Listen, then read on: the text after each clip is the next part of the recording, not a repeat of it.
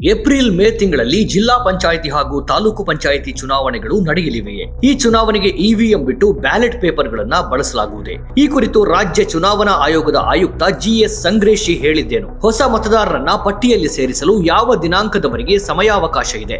ಎಲ್ಲವನ್ನು ಈ ವಿಡಿಯೋದಲ್ಲಿ ತಿಳಿಸುತ್ತೇವೆ. ಸಂಬಂಧಪಟ್ಟ ಇಲಾಖೆಗಳಿಗೆ ಮೀಸಲಾತಿ ಪಟ್ಟಿಗಳನ್ನ ಕೊಡಲು ತಿಳಿಸಲಾಗಿದ್ದು, ಶೀಘ್ರವೇ ಜಿಲ್ಲಾ ಪಂಚಾಯತ್ ಮತ್ತು ತಾಲೂಕು ಪಂಚಾಯತ್ ಚುನಾವಣೆ ನಡೆಸಲಾಗುವುದು ಎಂದು ರಾಜ್ಯ ಚುನಾವಣಾ ಆಯೋಗದ ಆಯುಕ್ತ ಜಿಎಸ್ ಸಂಗ್ರೇಶಿ ತಿಳಿಸಿದ್ದಾರೆ.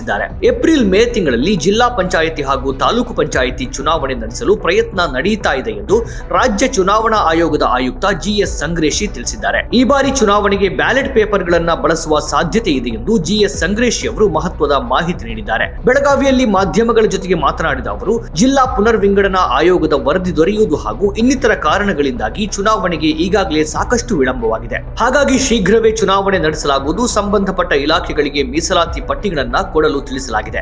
ಅವು ಸಿಕ್ಕ ಕೂಡಲೇ ಚುನಾವಣಾ ವೇಳಾಪಟ್ಟಿ ಪ್ರಕಟಿಸಲಿದ್ದೇವೆ ಎಂದಿದ್ದಾರೆ. ಇವಿಎಂ ಯಂತ್ರದ ಮೇಲೆ ಕೇವಲ ರಾಜಕೀಯ ಪಕ್ಷಗಳು ಅಷ್ಟೇ ಅಲ್ಲ, ಜನಸಾಮಾನ್ಯರು ಕೂಡ ಸಂಶಯ ವ್ಯಕ್ತಪಡಿಸ್ತಾ ಇದ್ದಾರೆ. ನಾವು ಯಾರಿಗೂ ಸಂಶಯ ಬಾರದ ಹಾಗೆ ವ್ಯವಸ್ಥೆ ಹಾಗೂ ಪ್ರಕ್ರಿಯೆಗಳನ್ನ ತರಬೇಕು. ವಿಶೇಷವಾಗಿ ಜನಸಾಮಾನ್ಯರಿಗೆ ಚುನಾವಣೆಗೆ ಸಂಬಂಧಿಸಿ ಯಾವುದೇ ಸಂಶಯ ಇರಬಾರದು. ರಾಜ್ಯ ಚುನಾವಣಾ ಆಯೋಗಗಳಿಗೆ ಬ್ಯಾಲೆಟ್ ಪೇಪರ್ ಬಳಸುವ ಸ್ವಾತಂತ್ರ್ಯ ಇದೆ. ಜನರಲ್ಲಿರುವ ಸಂಶಯ ನಿವಾರಿಸುವ ನಿಟ್ಟಿನಲ್ಲಿ ರಾಜಕೀಯ ಪಕ್ಷಗಳ ಮುಖಂಡರ ಮನವೊಲಿಸಿ ಜಿಲ್ಲಾ ಪಂಚಾಯಿತಿ, ತಾಲೂಕು ಪಂಚಾಯಿತಿ ಚುನಾವಣೆಗಳಲ್ಲಿ ಬ್ಯಾಲೆಟ್ ಪೇಪರ್ಗಳನ್ನೇ ಬಳಸಲಾಗುವುದು ಎಂದು ಸಂಗ್ರೇಶಿ ಸ್ಪಷ್ಟಪಡಿಸಿದ್ದಾರೆ. ಮುಂಜಾಗ್ರತೆಯಾಗಿ ಎಲ್ಲಾ ಜಿಲ್ಲಾಧಿಕಾರಿಗಳ ಕಚೇರಿ ಮತ್ತು ಸಾಧ್ಯವಾದರೆ ಎಲ್ಲ ತಹಶೀಲ್ದಾರರನ್ನ ಭೇಟಿಯಾಗಿ ಚುನಾವಣೆ ಸುಗಮವಾಗಿ ನಡೆಯುವ ನಿಟ್ಟಿನಲ್ಲಿ ಯೋಜನೆ ರೂಪಿಸಲಾಗುವುದು. ಬೆಳಗಾವಿ ಜಿಲ್ಲೆಯಲ್ಲಿ 91 ಜಿಲ್ಲಾ ಪಂಚಾಯತ್ ಸದಸ್ಯ ಸ್ಥಾನಗಳಿದ್ದು 304 ತಾಲೂಕು ಪಂಚಾಯತ್ ಸದಸ್ಯ ಸ್ಥಾನಗಳಿವೆ. ಕಳೆದ ಬಾರಿ 325 ಸ್ಥಾನಗಳಿದ್ದವು.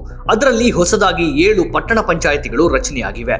ಅವುಗಳಿಗೂ ಮೀಸಲಾತಿ ಪಟ್ಟಿ ಬಂದ ತಕ್ಷಣ ಚುನಾವಣೆ ನಡೆಸಲಿದ್ದೇವೆ ಎಂದಿದ್ದಾರೆ. ಕ್ಷೇತ್ರಗಳ ಪುನರ್ವಿಂಗಡಣೆ ಮತ್ತು ಮೀಸಲಾತಿ ಪಟ್ಟಿಯಲ್ಲಿ ಯಾರಿಗೂ ಅನ್ಯಾಯ ಆಗದಂತೆ ರಚನೆ ಮಾಡಿ ಚುನಾವಣೆ ಮಾಡಲಾಗುವುದು. ಇನ್ನು ನಾಮಪತ್ರ ಹಿಂಪಡೆಯುವ ದಿನಾಂಕದವರೆಗೆ 18 ವರ್ಷ ತುಂಬಿದ ಹೊಸ ಮತದಾರರನ್ನ ಪಟ್ಟಿಯಲ್ಲಿ ಸೇರಿಸಲು ಸಮಯಾವಕಾಶ ನೀಡಲಾಗುವುದು ಎಂದು ತಿಳಿಸಿದ್ದಾರೆ. ಭ್ರಷ್ಟಾಚಾರ, ಆಮಿಷ ಮುಕ್ತ ಹಾಗೂ ನ್ಯಾಯಸಮ್ಮತವಾಗಿ ಚುನಾವಣೆ ನಡೆಸಲು ಎಲ್ಲರೂ ಸಹಕರಿಸಬೇಕು. ಆ ನಿಟ್ಟಿನಲ್ಲಿ ಆಯೋಗವು ಸಹ ಕಟ್ಟುನಿಟ್ಟಿನ ಸಿದ್ಧತೆಗಳನ್ನ ಮಾಡಿಕೊಳ್ಳಲಿದೆ.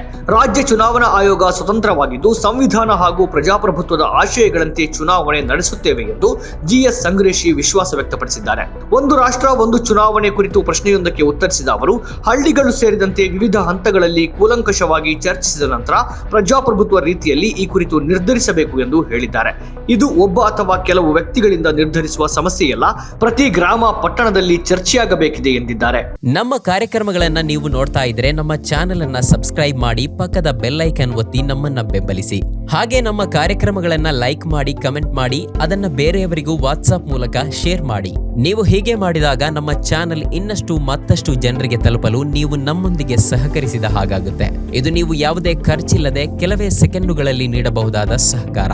ಧನ್ಯವಾದಗಳು.